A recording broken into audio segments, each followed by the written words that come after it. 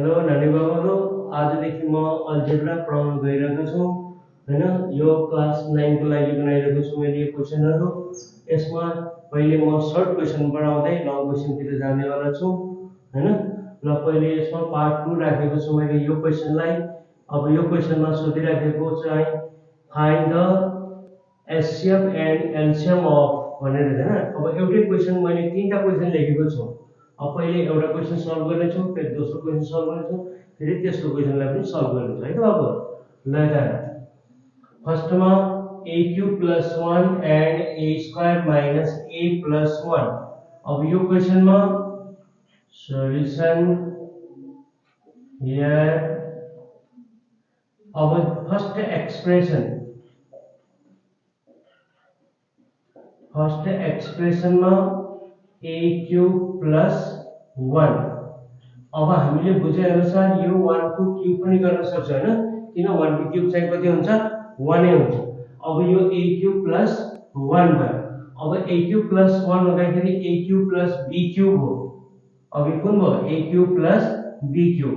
a cube plus b cube को formula मैले part 1 मा सबै फर्मुला लेखाएको छु, त्यसलाई पढ्ने अनि फर्मुलाहरु याद राख्ने क्वेशन बनाउनलाई पनि सजिलो हुन्छ हामीलाई। a cube plus b cube a plus b a square minus ab plus b square is equals to a plus 1 a square minus a plus 1 को स्क्वायर कति हुन्छ 1 a into 1 भनेको कति हुन्छ a। सेकेन्ड एक्सप्रेसन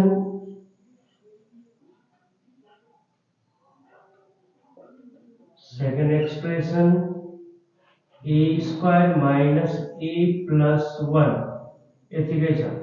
अब यसमा HCF मा highest common factor भन्छौं, सबैलाई यसमा कमन मात्र लेख्ने। अब यसमा कमन पहिलो एक्सप्रेसनमा a square minus a plus 1, दोस्रो एक्सप्रेसन यही नै दिएको छ a square minus a plus 1। दुईटैमा कमन कुन छ a square minus a plus 1, only common expression. अब एलसीएम मा पहिले कमन लेख्ने, कमन भनेको यही हो a square minus a plus 1। अर्को बाँकीको कुन छ a plus 1। अब यो कुन हुनु गयो यति लेखे पनि हुन्छ। अब यो भनेको चाहिँ कुन हो a cube minus a cube plus 1, यो यसको आन्सर। यो टाइपको क्वेशनलाई यसरी बनाउनु पर्छ भन्ने कुरा याद राख्नु। अब दोस्रो क्वेशन लाएर सल्युसन हियर फर्स्ट एक्सप्रेसन। अब सर्टकट में लेख्ने एक्सप्रेसन 7x plus 28। अब दुईटा उसमा कमन कुन छ 7 common x plus 7 4 the 28। Second expression x square minus 16। x square 16 भनेको चाहिँ कति होला 4 को स्क्वायर। कस्तो फर्ममा आयो a square minus b square a minus b a plus b। अब एचसीएफ मा अब कमन कुन छ x plus 4 x plus 4। फेरि एलसीएम मा पहिले कमन हेरौं x plus 4 कमन, फेरि बाँकी रहेको एउटा x minus 4, फेरि अर्को बाँकी रहेको न्युमेरिकल भ्यालु 7 अगाडि लेखौं। अब यति लेख्दा पनि हुन्छ। अब यो यसलाई चेन्ज गर्दाखेरि x plus 4 x minus 4 भनेको फेरि कुन हुन्छ हाम्रो x square minus 16, यो यसको answer.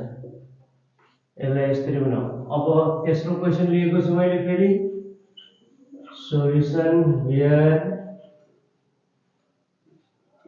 First expression x to the power 4 plus x। अब हेर राम्रो गरेर त यसमा x र x4 मा x कमन भएपछि कुन होला x cube plus 1। फेरि यो x गर्ने x cube plus 1 को क्यूब पनि गर्न सक्छौं। फेरि यो x aq plus bq को फर्मुला यहाँ युज गरे जस्तै a plus b a square minus ab plus b square। त्यस्तै गरी यसमा a plus b a square minus ab भनेको x into 1 b square 1 को square is equals to x plus 1 x square x into 1 x 1 को square 1। second expression x square minus x plus 1 फेरि HCF. अब HCF में हामीलाई थाहा छ common factor मात्र x square minus x plus 1 x square minus x plus 1 दुईटैबाट common x square minus x plus 1 common. अब रिमेनिङ कुन भयो एउटा x यो एउटा x लेख्यौ अर्को x plus 1 यो यसरी बनाउनु। ल नानीहरु आज मैले सर्ट क्वेशन 3टा बनाएको छु। यस्तै टाइपको क्वेशनहरु अरु भेट्टाउँछ नि यस्तै टाइपले यसै तरिकाले बनाउनु र मेरो YouTube च्यानललाई सब्स्क्राइब लाइक र शेयर पनि गरिदिनु। धन्यवाद।